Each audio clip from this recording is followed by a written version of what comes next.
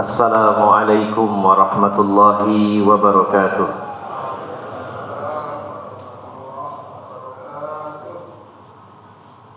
Alhamdulillahilladzi arsala rasulahu bil huda wa dinil haqq liyudhhirahu 'alad dini kullihi walau karihal musyrikun. Wa ashhadu an la ilaha illallah wahdahu la syarika lah. Wa ashhadu anna Muhammadan abduhu wa rasuluhu la nabiyya ba'dah. Allahumma salli wa sallim wa barik ala nabiyyina Muhammadin wa ala alihi wa sahbihi ajma'in. Wa qala Allah ta'ala fi kitabihil karim, ya ayyuhalladzina amanu taqullaha haqqa tuqatih wa la tamutunna illa wa antum muslimun, amma ba'd. Para alim ulama, para ustaz, para sesepuh, bini sepuh yang senantiasa saya hormati, bapak-bapak dan ibu-ibu jamaah Masjid Al-Ikhlas yang dirahmati Allah Subhanahu wa ta'ala. Alhamdulillah, kita sangat bersyukur kepada Allah Subhanahu wa ta'ala pada pagi hari ini. Allah berikan begitu banyak nikmat kepada kita semuanya. Allah berikan nikmat umur, nikmat waktu dan kesempatan, nikmat kesehatan lahir dan batin. Kemudian nikmat yang paling mahal yaitu berupa hidayah. Allah masih memberikan semangat kepada kita untuk beramal, semangat untuk beribadah, dan semangat untuk berjuang menegakkan agama Allah Subhanahu wa ta'ala.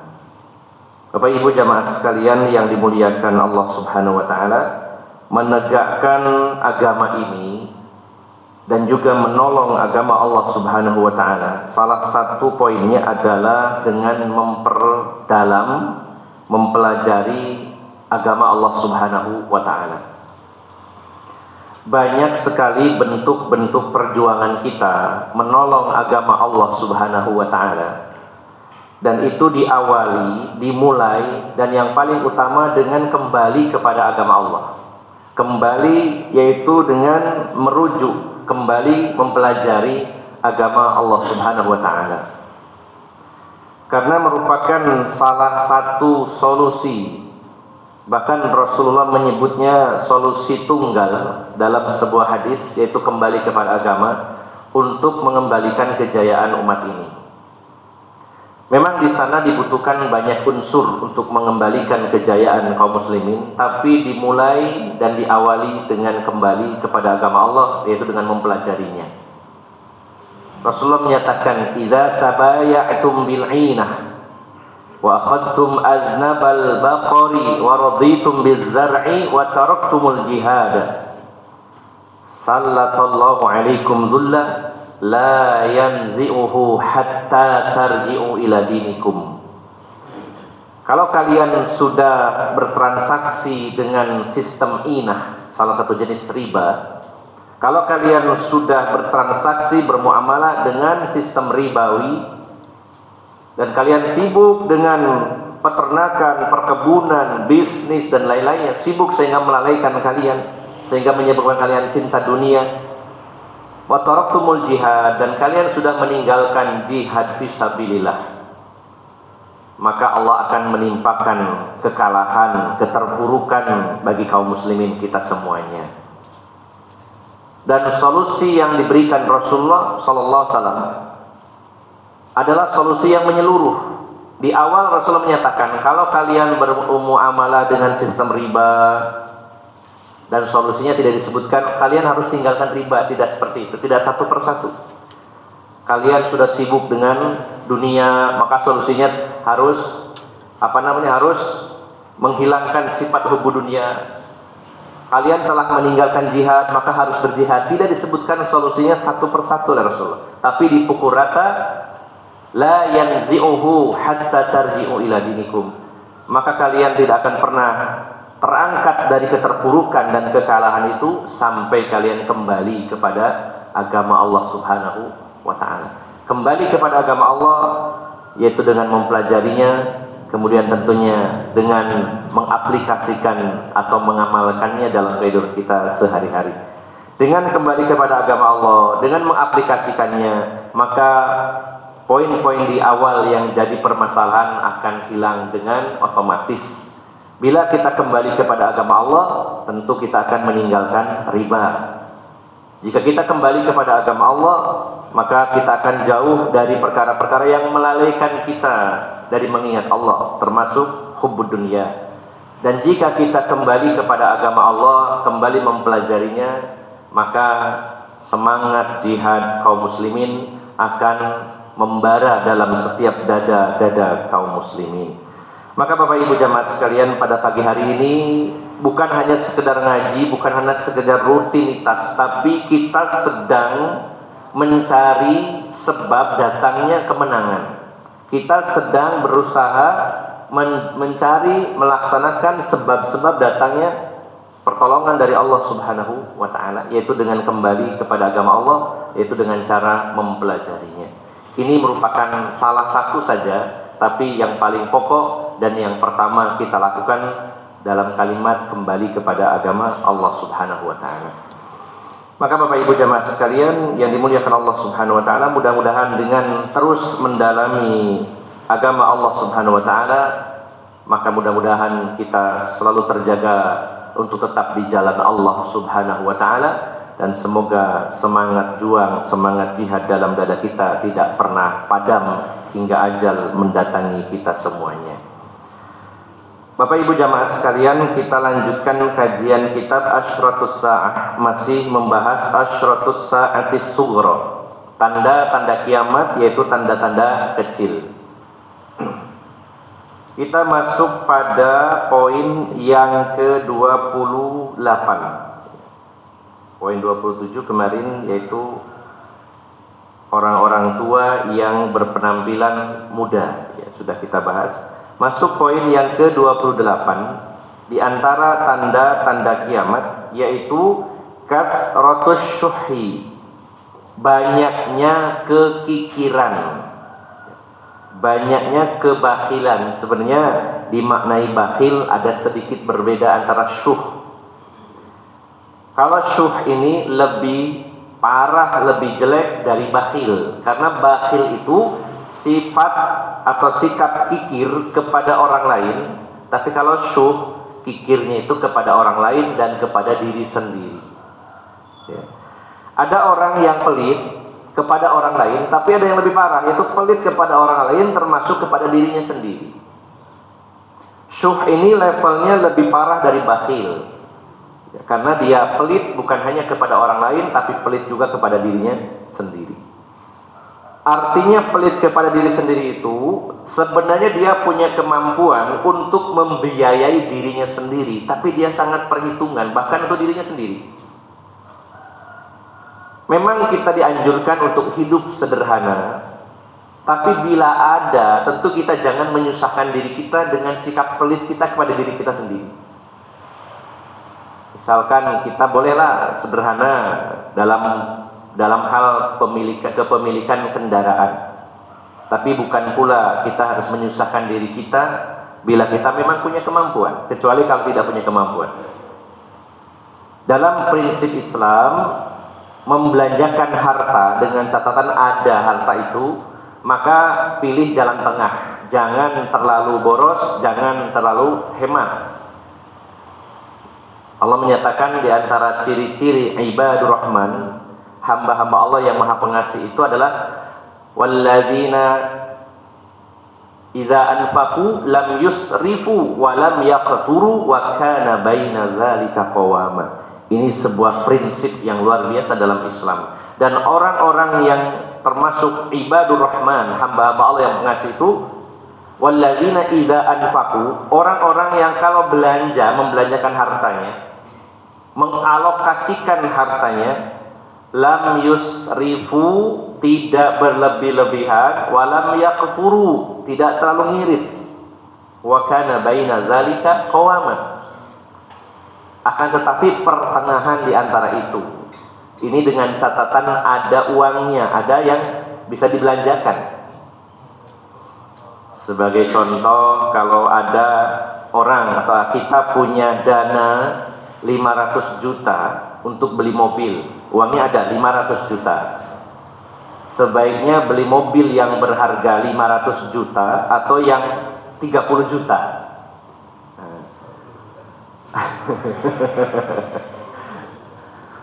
Wah, kalau 500 juta habis, boleh, bukan dilarang, dalam Islam dibolehkan, silakan dihabiskan. Tapi anjuran agama, kalau ada uang 500 juta untuk budget kendaraan, belikan yang pertengahan antara 200 sampai 300. Itu sudah cukup bagus. Ya. Karena kalau terlalu mahal, ya, habislah uang itu, padahal bisa digunakan untuk yang lainnya. Dengan 500 juta dan mobil 300 juta, sebenarnya kadang-kadang secara fungsi tidak jauh beda secara fungsi. Hanya seringkali kita ini mengejar gengsi, ya. Nah, tapi ada orang punya uang 500, eman duit tuku mobil aja sing lawas-lawas. Ya, 30 juta mobil apa ya? Ya. Akhirnya apa yang terjadi? Menyusahkan dirinya. Padahal uangnya ada. Kecuali kalau memang punya cuma 30 juta, ya belinya 30. Mobil Cherry tahun berapa gitu, mungkin yang lama. Karena bila memang ada dananya, ambil yang tengah-tengah. Nah, orang yang syuh ini pelitnya bukan hanya kepada orang lain, tapi juga kepada dirinya sendiri.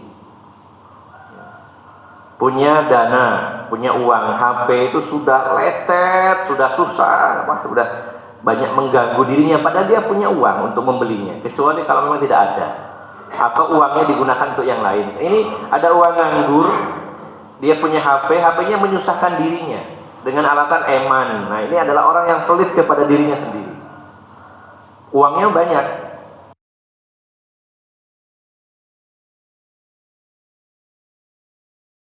tapi kalau itu menyusahkan diri sendiri padahal dananya ada, maka ini tidak baik dalam Islam.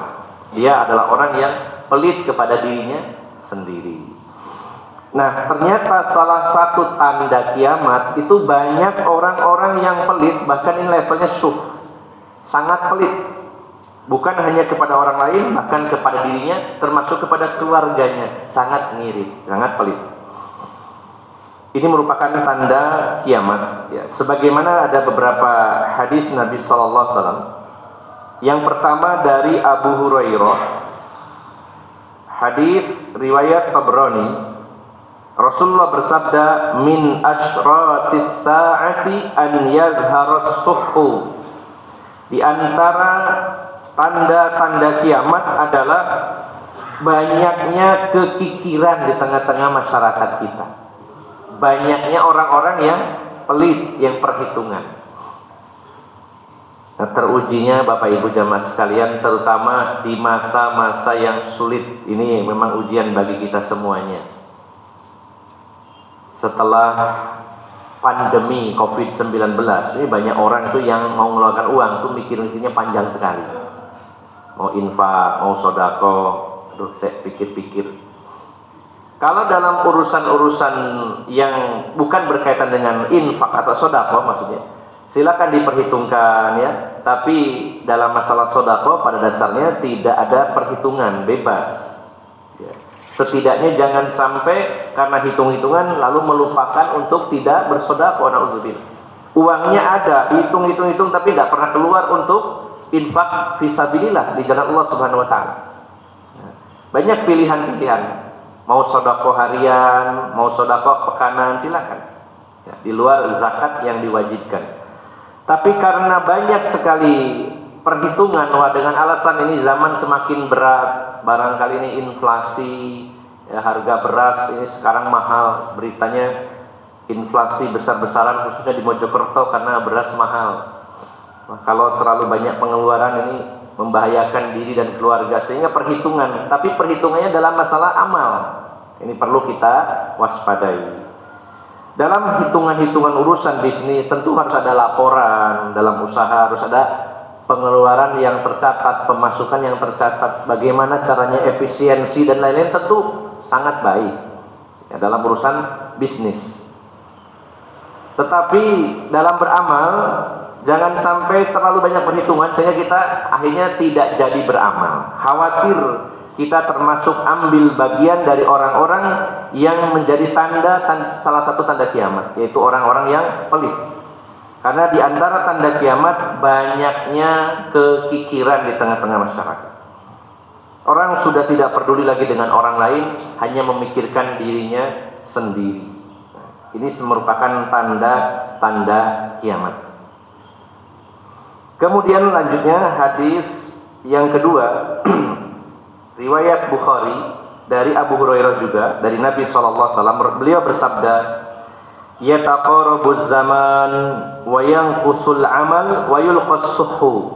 Di antara tanda kiamat itu berdekatannya waktu. Sudah kita bahas waktu berdekatan ya. Atau terasa lebih cepat, atau sesuatu yang dulunya membutuhkan waktu lama sekarang hanya butuh waktu sedikit karena dengan adanya teknologi transportasi di antaranya. Ini sudah kita bahas. Dan sedikitnya amal, berdekatannya waktu, sedikitnya amal, wa yulqas suhu, dan dilemparkan ke dalam hati manusia yaitu sifat pelit atau bakhil.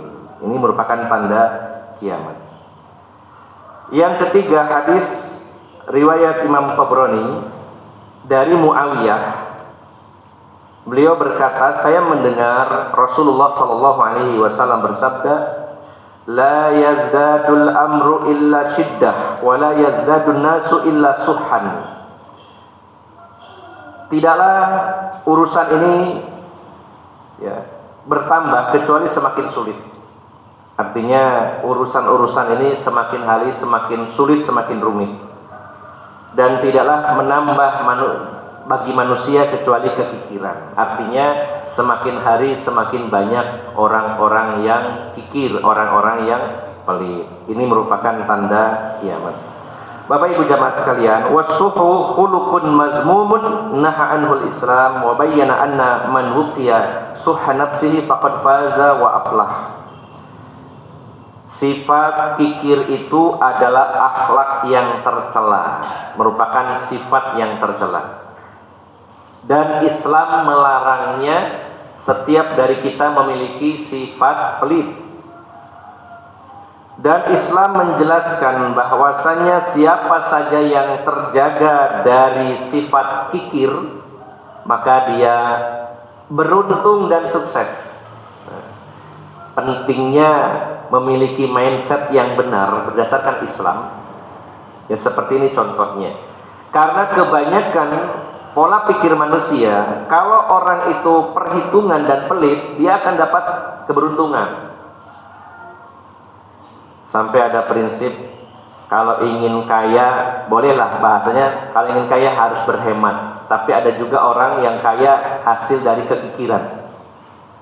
Saking pelitnya sehingga akhirnya dia bertujuan ingin kaya dengan alasan kalau terlalu banyak pengeluaran, apalagi pengeluaran yang tidak bisa menghasilkan kembali uang yang lebih banyak dalam hitungan manusia, maka dia enggan untuk mengeluarkannya.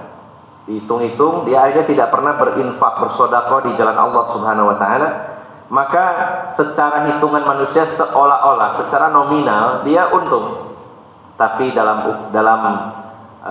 hitungan agama dia rugi. Justru sebaliknya orang yang dermawan adalah orang yang sukses, orang yang beruntung. Bapak Ibu jamaah sekalian, sebenarnya bicara kaya dan miskin ini sebenarnya bicara tentang mentalitas, ya, bukan bicara seberapa banyak harta yang dimiliki seseorang. Dalam hadis lain yang diriwayatkan Imam Bukhari diantaranya, ini tidak ada kaitannya dengan tanda kiamat, tapi sebagai penguat bahwa kaya atau miskin itu bukan semata-mata dari berapa harta yang dimiliki seseorang, tapi dari sisi mentalitasnya. Apakah seseorang itu punya mentalitas kaya atau miskin? Rasulullah menyatakan dalam hadis Bukhari, laisal ghina an kathratil arad, laisal ghina an kathratil aradi, walakinnal ghina ghinnan nafsi. Ini definisi dari Rasulullah. Bukanlah seseorang itu disebut kaya dengan banyaknya harta. Akan tetapi orang yang kaya adalah kaya jiwa, kaya hati. Tinggal kita pilih mau ikut definisi siapa? Definisi Rasulullah atau definisi orang lain? Kalau ikuti definisi WHO misalkan ya, di PBB ada standarnya, disebut kaya itu kalau pendapatan per kapitanya sekian, itu baru masuk kaya, kalau di bawah itu miskin. Itu definisi manusia. Padahal Bapak Ibu jamaah sekalian, kalau disebut kaya itu sebenarnya relatif. Bisa jadi orang yang terkaya di kampung ini bisa jadi termiskin di kampung lain. Artinya kan tidak ada standar yang baku, relatif. Orang yang terkaya di Indonesia belum tentu terkaya di Amerika. Ya. Kalau standarnya banyak atau sedikit hartanya, maka ini sifatnya relatif, dan ini bila dikaitkan dengan mentalitas, belum tentu orang yang banyak hartanya dia adalah orang yang kaya. Rasulullah menyatakan bukan disebut orang kaya, ini definisi Rasulullah. Orang yang banyak harta tidak disebut kaya oleh beliau. Akan tetapi orang kaya adalah orang yang kaya hatinya. Kenapa Bapak Ibu jamaah sekalian? Karena berapa banyak orang yang hartanya sudah banyak, sudah berlimpah, tapi mentalnya mental miskin. Artinya dia tidak pernah merasa kaya, selalu merasa kurang, selalu merasa dirinya fakir. Sudah banyak hartanya, dia masih berpikir alangkah sedikitnya harta saya ini, masih kurang bagi saya, harus lebih banyak lagi. Kalau cuma segini, ini belum ada apa-apanya. Padahal menurut pandangan orang, wah udah hartanya luar biasa. Rumahnya sudah 5, mobilnya 3, tabungannya banyak. Ya. Tapi dalam hatinya, secara mentalitasnya dia merasa ini belum ada apa-apanya, masih kurang bagi saya, masih jauh dari target saya. Berarti dia masih miskin. Tapi berapa banyak orang yang hidupnya sederhana, tapi jiwanya merasa saya sudah sangat cukup sekali. Punya rumah 1, ada kendaraan sederhana tapi lancar, ya. Usaha maler, ya Allah, alhamdulillah saya udah rasanya udah kaya sekali, cukup bagi saya ini, udah lebih ini. Maka dia orang yang kaya sejatinya. Ini orang yang bahagia dari kekayaannya seperti ini. Nah Bapak Ibu jamaah sekalian yang dimuliakan Allah, maka orang-orang yang pelit atau syuh, maka dia sebenarnya bukan orang yang sukses. Karena menurut pandangan Islam, justru orang yang terjaga dari sifat pelit, mereka lah yang beruntung, yang sukses. Allah berfirman dalam surat Al-Hasyr ayat 9, "Wa may yuqa syuhha nafsihi fa ulaika humul muflihun." Siapa yang dijaga oleh Allah dari sifat kikir, bakhil dan pelit, merekalah orang-orang yang beruntung. Jadi kalau ada orang yang loman, dermawan, suka berbagi, merekalah orang yang beruntung. Secara hitungan, uangnya harus keluar sekian persen dari harta yang dia miliki, secara hitungan manusia. Tapi dialah orang yang beruntung, orang yang sukses menurut Allah Subhanahu wa ta'ala. Pilihan bagi kita, ingin jadi orang yang sukses menurut manusia atau menurut Allah Subhanahu wa ta'ala. Bila ingin sukses menurut pandangan Allah Subhanahu wa ta'ala, jadikan diri kita orang-orang yang dermawan, yang senang berbagi dengan sesama, menginfakkan sebagian harta kita di jalan Allah Subhanahu wa ta'ala. Kemudian hadis yang terakhir dalam bab ini, yaitu hadis dari Jabir bin Abdullah. Hadis sahih riwayat Muslim. Rasulullah sallallahu alaihi wasallam bersabda, "Ittaquz zulma fa inna zulma zulumatun yaumal qiyamah." Hati-hati kalian dengan kezoliman, karena kezoliman adalah kegelapan-kegelapan pada hari kiamat. Hati-hati Bapak Ibu jamaah sekalian dengan kezoliman, maka itu adalah bentuk kegelapan-kegelapan pada hari kiamat. Dan kezoliman bisa jadi dan sangat mungkin balasannya akan disegerakan di dunia ini. Sebagai fakta dan bukti kezoliman Zionis Israel yang semakin menjadi-jadi, maka Allah akan balas bukan hanya di hari kiamat, tapi juga di dunia ini cepat atau lambat mereka akan dibinasakan sampai ke akar-akarnya. Ya. Bagaimana tidak Pak, kezaliman yang luar biasa seperti hari ini. Ya. Gaza diblokade dari semua sisi. Bahkan listrik dimatikan, air dimatikan, suplai makanan dimatikan. Di dalamnya ada warga Palestina kurang lebih 2 juta orang. Nah, ini namanya kezaliman yang luar biasa. Ini pelanggaran HAM yang sangat berat yang dibiarkan oleh PBB sampai hari ini. Bahkan Bapak Ibu jamaah sekalian, satu-satunya jalur masuk, akses masuk bantuan kemanusiaan itu lewat Rafah. Ya, lewat jalur Mesir. Maka kemarin oleh Presiden Mesir ditutup juga dengan alasan saya lebih ingin membela rakyat Mesir, nggak mau terlibat. Aneh sekali. Ya.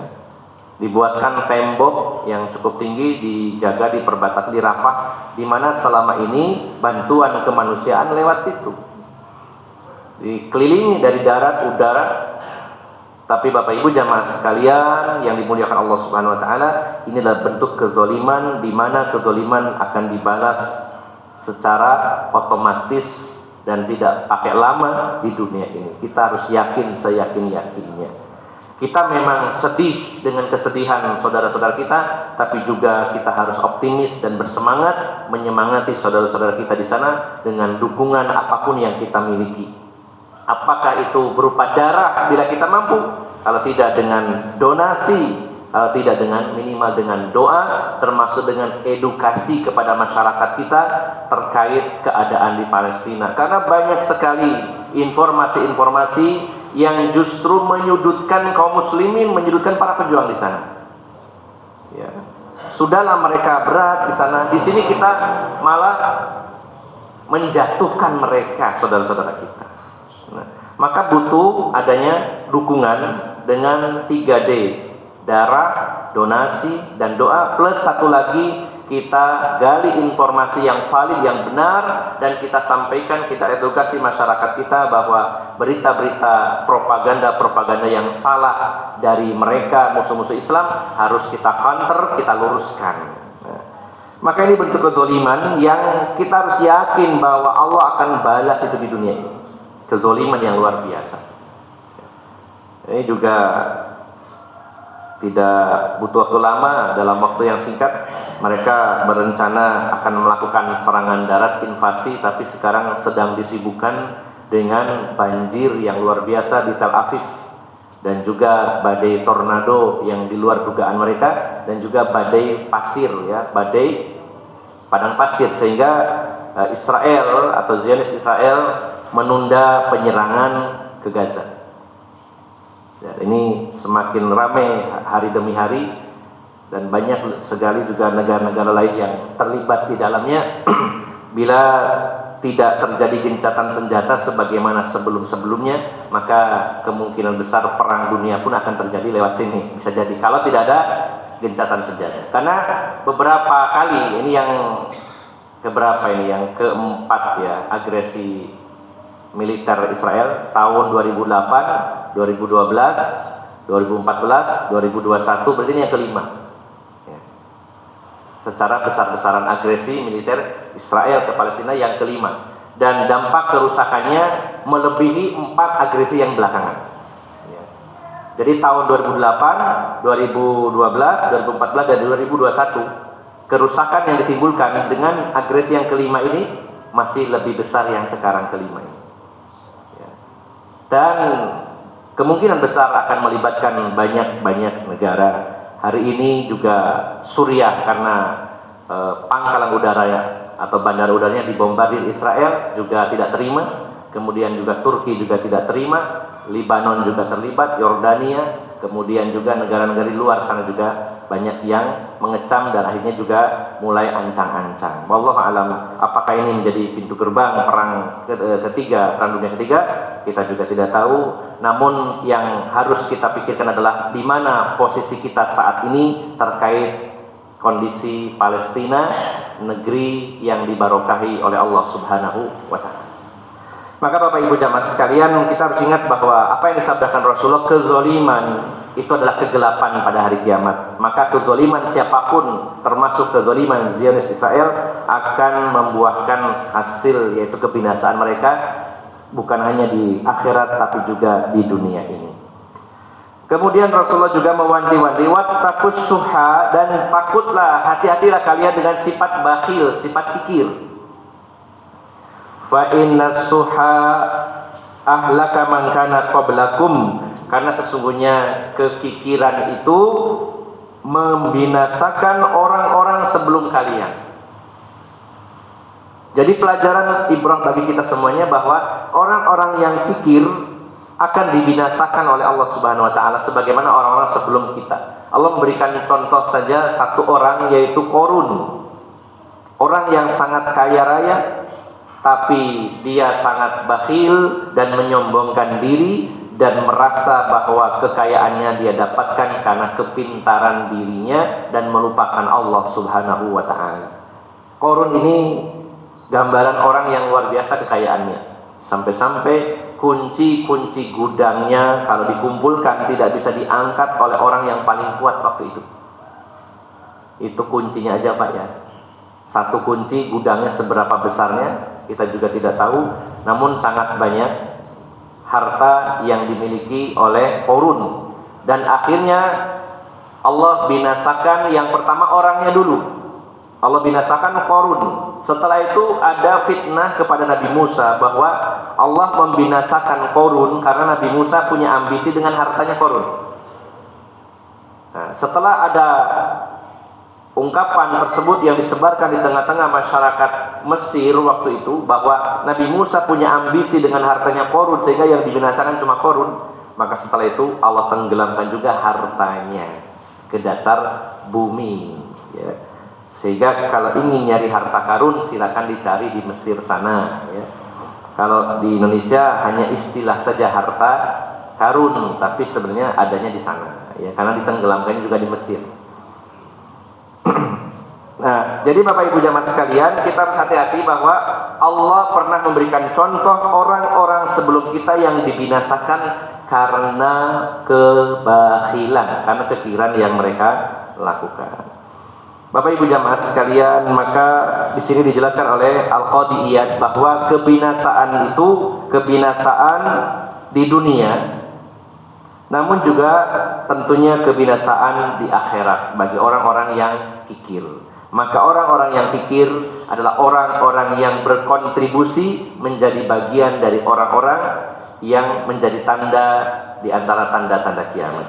Semoga Allah Subhanahu wa taala menjauhkan kita dari sifat kikir dan bakhil ini.